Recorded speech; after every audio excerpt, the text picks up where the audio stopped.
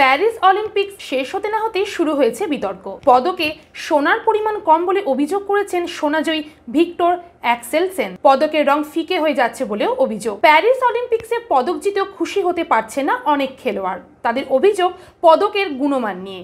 Olympics শেষ হতে না হতেই শুরু হয়েছে বিতর্ক। 2021 টোকিও অলিম্পিক্সে ব্যাডমিন্টনে পুরুষদের সিঙ্গেলসে সোনা জিতেছিলেন ডেনমার্কের অ্যাক্সেলসেন। এবারও জিতেছেন। তিনি একটি ভিডিও প্রকাশ করেছেন, সেখানে তার জেতা দুটি সোনার পদক পাশাপাশি রেখেছেন তিনি। অ্যাক্সেলসেনের অভিযোগ, টোকিওয় পাওয়া পদকের সোনার পরিমাণ ছিল 9%, প্যারিসে তা কমে হয়েছে 1%। 1912 সালের আগে অলিম্পিক্সে সোনার পদকের নিখাত সোনা দেওয়া হতো, কিন্তু পরে তা বন্ধ হয়ে যায়।